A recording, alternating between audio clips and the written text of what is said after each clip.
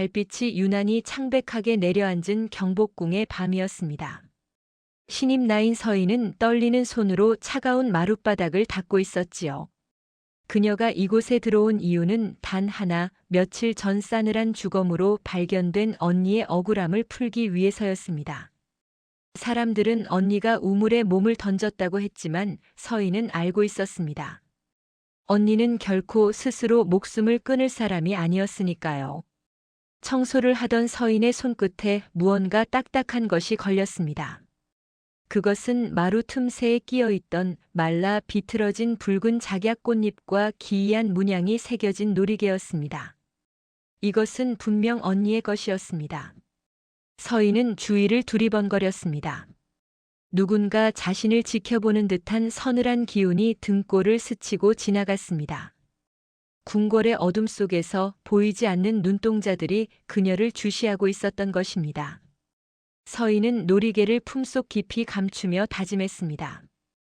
이 거대한 감옥에서 반드시 살아남아 진실을 밝혀내겠노라고 말입니다. 서인은 발견한 놀이개의 문양을 조사하기 시작했습니다. 하지만 궁녀들 사이에서는 그 문양에 대해 묻는 것조차 금기시되는 분위기였습니다. 선배 상궁에게 넌지시 물었을 때 돌아온 것은 서슬퍼런 경고뿐이었지요. 그것에 대해 알려고 하지 마라. 쥐도 새도 모르게 사라지고 싶으냐? 서인은 공포를 느꼈지만 멈출 수 없었습니다. 그러던 중 그녀는 우연히 왕이 산책을 즐기는 후원의 정자 근처에서 낯익은 향기를 맡게 됩니다. 그것은 언니의 옷자락에서 항상 나던 짙은 작약 향기였습니다. 홀린 듯 다가간 그곳에는 젊은 왕, 이연이 고뇌에 찬 표정으로 서 있었습니다. 왕의 발치에는 서인이 주었던 것과 똑같은 붉은 작약이 피어 있었지요. 서인은 숨을 죽이고 왕을 바라보았습니다. 그때 왕이 천천히 고개를 돌려 서인이 숨어있는 나무 뒤를 정확히 응시했습니다. 심장이 멎을 듯한 긴장감이 감돌았습니다. 왕 이현과의 첫 만남은 그렇게 위태롭게 시작되었습니다. 왕은 서인을 벌하는 대신 그녀의 당돌한 눈빛에 흥미를 느꼈습니다. 너는 내 정원의 핀 꽃을 훔치러 온 도둑인가? 아니면 내 목숨을 노리는 자객인가? 왕의 질문에 서인은 바닥에 납작 엎드려 목숨을 구걸했습니다. 하지만 왕은 묘한 미소를 지으며 그녀를 자신의 전담 나인으로 승격시켰습니다. 이것은 파격적인 인사였고 궁궐 내의 모든 이목이 서인에게 집중되었습니다. 특히 중전의 따가운 시선은 서인의 숨통을 조여왔습니다.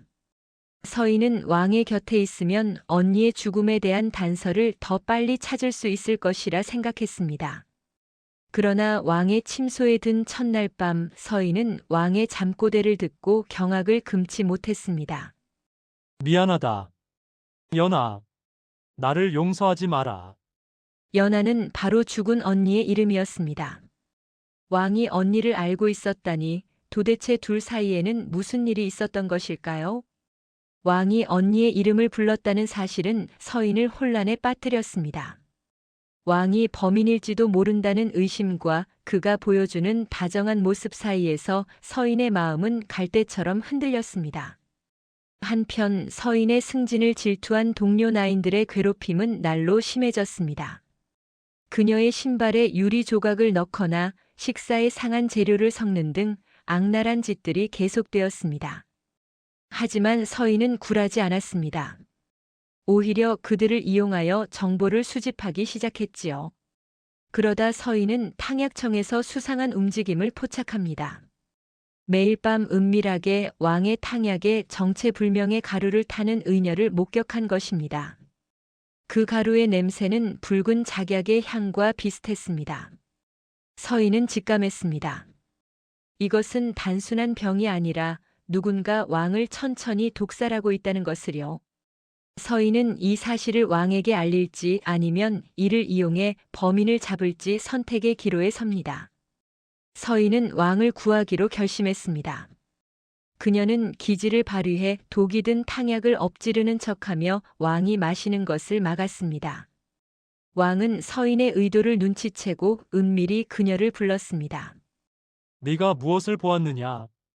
서인은 자신이 목격한 것을 사실대로 고했습니다. 왕의 눈빛이 차갑게 가라앉았습니다. 이 궁에 내 편은 하나도 없다. 오직 너만이 나를 살리려 했구나. 왕은 서인에게 비밀 임무를 내렸습니다. 독을 사주한 배후를 찾아내라는 것이었습니다. 그 대가로 왕은 서인의 소원을 들어주겠다고 약속했습니다. 서인은 언니의 죽음을 밝혀달라고 말하고 싶었지만 아직은 때가 아니라고 판단하여 말을 아꼈습니다. 조사를 시작한 서인은 독약의 출처가 데비전과 연결되어 있다는 충격적인 사실을 알게 됩니다. 왕의 어머니인 데비가 아들을 죽이려 한다니 상상조차 할 수 없는 권력의 비정함에 서인은 몸서리쳤습니다. 데비전의 상궁과 접촉한 서인은 함정에 빠질 뻔한 위기를 가까스로 모면합니다. 하지만 그 과정에서 그녀는 중요한 장부를 손에 넣게 됩니다. 그 장부에는 붉은 작약회라는 비밀 조직의 명단이 적혀 있었습니다. 놀랍게도 그 명단에는 조정의 고위 관료들 뿐만 아니라 죽은 언니의 이름도 적혀 있었습니다. 언니가 단순한 피해자가 아니라 이 거대한 조직의 일원이었을지도 모른다는 생각에 서인은 큰 충격을 받습니다. 혼란스러운 마음을 다잡기도 전에 왕은 서인을 정식 후궁인 수건으로 봉하겠다는 교지를 내립니다. 이는 서인을 보호하기 위한 왕의 방패이자 동시에 적들에게 그녀를 미끼로 던지는 위험한 도박이었습니다. 하루아침에 신분이 상승한 서인. 화려한 옷과 장신구로 치장했지만 거울 속에 비친 그녀의 얼굴은 두려움으로 창백했습니다. 이제 그녀는 궁중 암투의 한복판에 서게 된 것입니다. 수건이 된 서인에게 중전은 노골적인 적대감을 드러냈습니다. 중전은 서인을 불러 차를 대접하며 싸늘하게 말했습니다. 천한 것이 용포 자락을 잡더니 눈에 뵈는 것이 없는 게냐? 내 언니처럼 되고 싶지 않다면 조용히 지내거라. 중전의 입에서 언니의 이야기가 나오자 서인은 주먹을 꽉 쥐었습니다.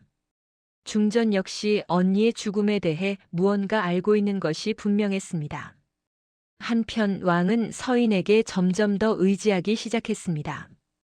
두 사람은 밤마다 서책을 읽으며 정무를 논했고 그 과정에서 싹트는 연정은 막을 수 없었습니다. 하지만 서인은 마음을 다잡았습니다. 사랑에 눈이 멀어 복수를 그르칠 수는 없었으니까요. 그러던 어느 날 서인의 처소에 피 묻은 붉은 작약꽃 한 송이가 배달됩니다. 범인은 바로 곁에 있었습니다. 서인은 공포에 질리기보다 오기가 생겼습니다. 그녀는 꽃을 불태우며 맹세했습니다. 반드시 이 피의 대가를 치르게 하겠다고 말입니다. 붉은 작약회의 실체를 파헤치던 서인은 궁궐 지하에 비밀 통로가 존재한다는 사실을 알아냅니다.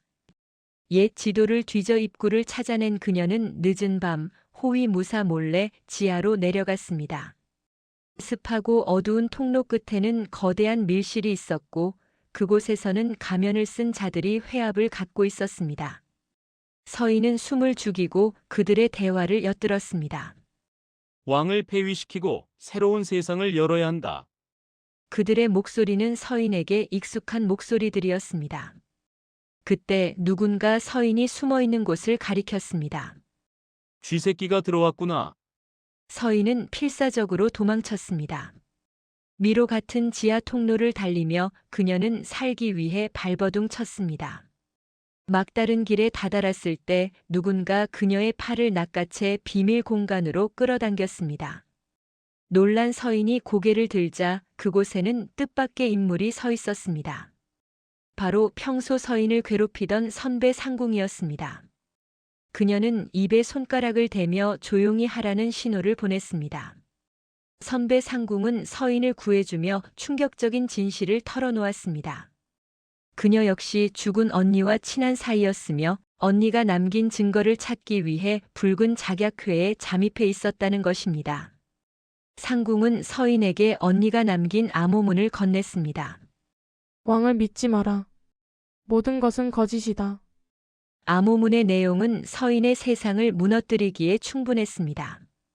왕이 피해자가 아니라 이 모든 판을 짠 설계자일 수도 있다는 의심이 피어올랐습니다. 서인은 왕을 시험해 보기로 결심합니다. 그녀는 왕에게 거짓 정보를 흘려 반응을 살폈습니다. 왕은 서인의 예상대로 움직였습니다. 그는 서인이 흘린 정보를 이용해 정적들을 제거했습니다. 서인은 전율했습니다. 왕의 다정한 미소 뒤에 숨겨진 냉혹한 발톱을 보았기 때문입니다. 이제 서인은 누구도 믿을 수 없게 되었습니다. 그녀는 고립무원의 처지가 되어 스스로를 지키기 위한 칼을 갈기 시작했습니다. 왕에 대한 의심이 확신으로 바뀌는 사건이 발생했습니다. 왕이 붉은 작약회의 수장으로 의심되는 자와 은밀히 만나는 장면을 서인이 목격한 것입니다. 왕은 그에게 무언가를 지시하고 있었고 그 내용은 끔찍했습니다. 중전을 제거하라. 그리고 그 죄를 수건에게 뒤집어 씌울 것이다. 서인은 자신의 귀를 의심했습니다.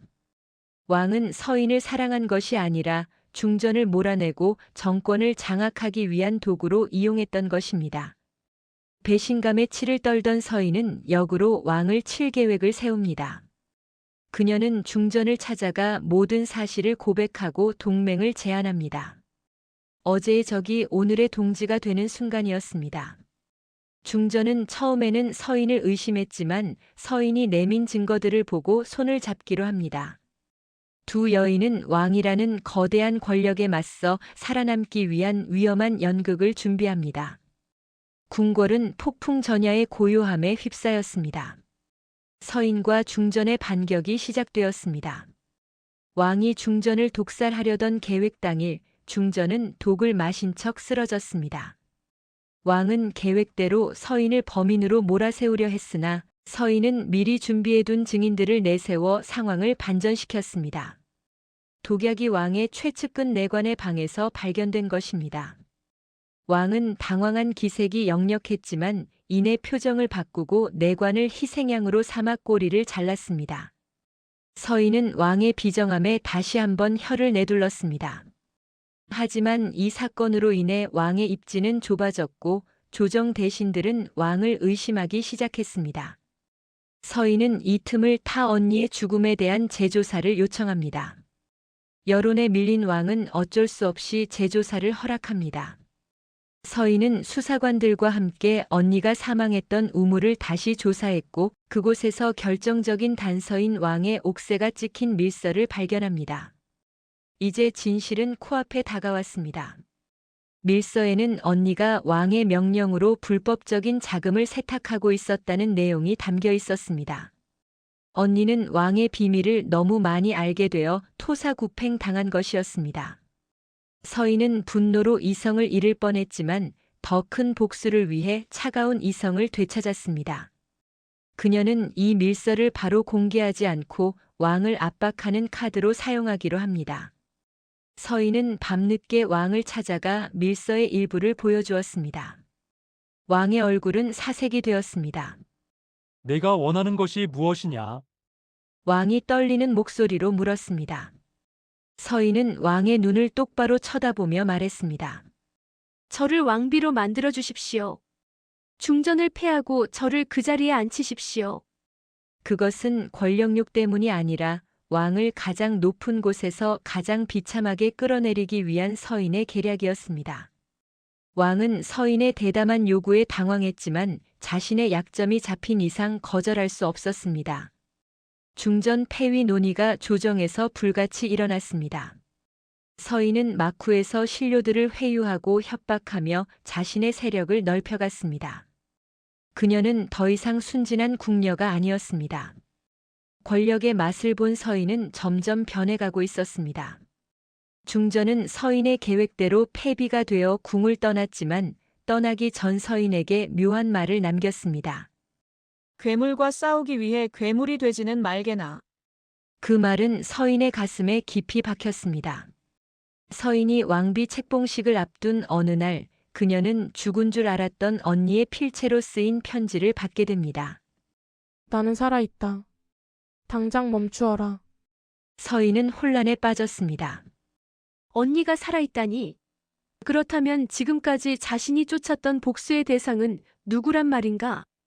서인은 편지에 적힌 장소로 몰래 나갔습니다. 그곳은 궁 밖의 허름한 암자였습니다. 문을 열자 그곳에는 삿갓을 쓴 여인이 앉아 있었습니다. 그녀가 고개를 들자 서인은 비명을 지를 뻔했습니다. 그 여인은 언니가 맞았습니다. 하지만 얼굴의 반이 화상으로 일그러져 있었습니다. 언니는 그날 밤 우물에 빠진 것이 아니라 왕의 자객들에게 쫓기다 집에 불이 났고 겨우 탈출했다고 했습니다. 그리고 충격적인 사실을 덧붙였습니다. 붉은 작약회의 진짜 수장은 왕이 아니라 바로 대비였다는 것입니다.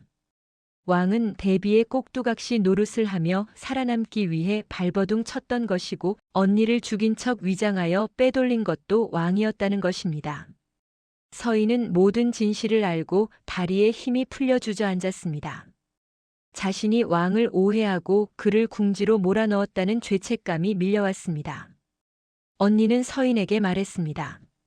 지금이라도 늦지 않았다. 왕을 구해라. 대비가 곧 왕을 폐위시키고 어린 조카를 왕위에 올리려 한다. 서인은 눈물을 닦으며 일어섰습니다. 복수의 칼날을 겨누어야 할 대상이 바뀌었습니다. 이제 그녀는 자신의 남편이자 왕을 지키기 위해 다시 궁으로 달려가야 했습니다. 서인이 궁으로 돌아왔을 때 이미 상황은 급박하게 돌아가고 있었습니다. 대비는 왕의 병세가 악화되었다는 거짓 명분을 내세워 대리청정을 선포하려 했습니다. 궁궐 곳곳에는 대비의 사병들이 배치되어 살벌한 분위기를 자아냈습니다. 왕은 자신의 처소에 연금된 상태였습니다. 서인은 왕의 처소로 잠입하기 위해 기생으로 위장했습니다. 검문을 뚫고 왕을 만난 서인은 모든 오해를 풀고 눈물의 재회를 했습니다. 왕은 서인을 안으며 말했습니다. 내가 나를 죽이려 해도 나는 너를 원망하지 않았다. 두 사람은 대비를 무너뜨릴 마지막 계획을 세웁니다. 그것은 다가오는 왕비 책봉식 날 대비의 역모를 만천하에 폭로하는 것이었습니다. 하지만 이를 위해서는 확실한 물증이 필요했습니다. 서인은 대비의 침전에 숨겨진 진짜 옥새를 훔쳐내야 하는 위험천만한 임무를 자처했습니다. 실패하면 죽음뿐인 최후의 도박이었습니다. 왕비 책봉식 전날 밤 서인은 대비전에 잠입하는 데 성공했습니다. 대비가 잠든 틈을 타 비밀 금고를 여는 순간 등 뒤에서 서늘한 목소리가 들려왔습니다. 내가 올 줄 알고 있었다. 대비가 깨어 있었던 것입니다. 병사들이 들이닥쳐 서인을 포위했습니다. 절체절명의 순간 서인은 기지를 발휘했습니다. 그녀는 품속에 있던 붉은 작약 독가루를 공중에 뿌렸습니다.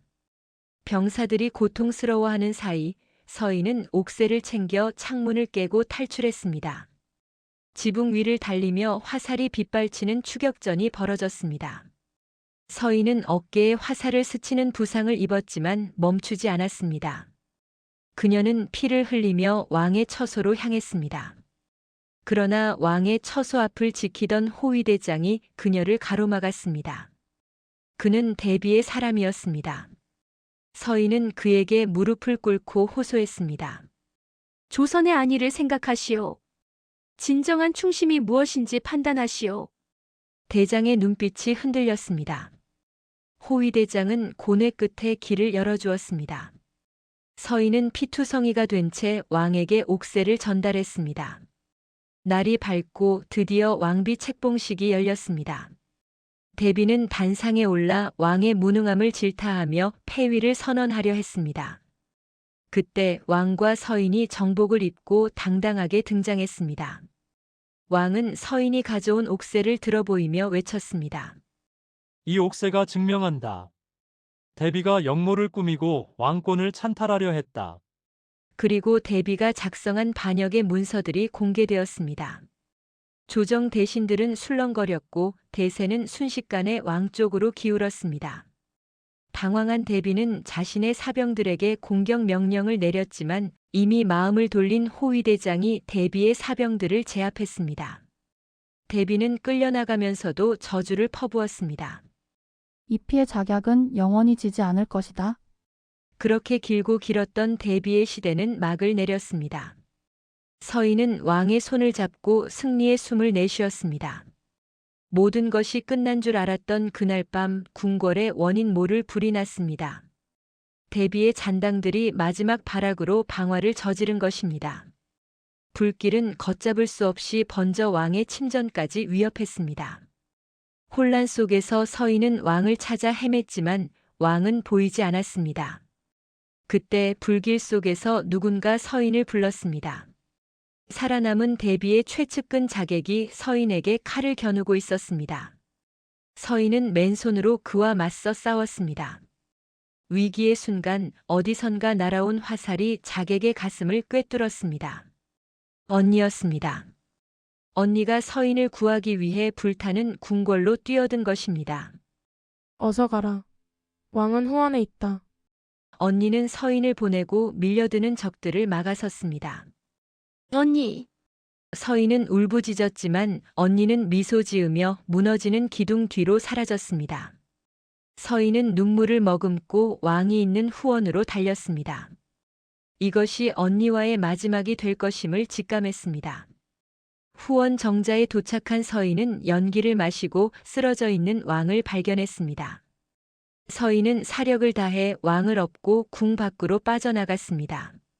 새벽이 밝아올 무렵 화만은 진압되었지만 아름다웠던 궁궐은 잿더미가 되었습니다.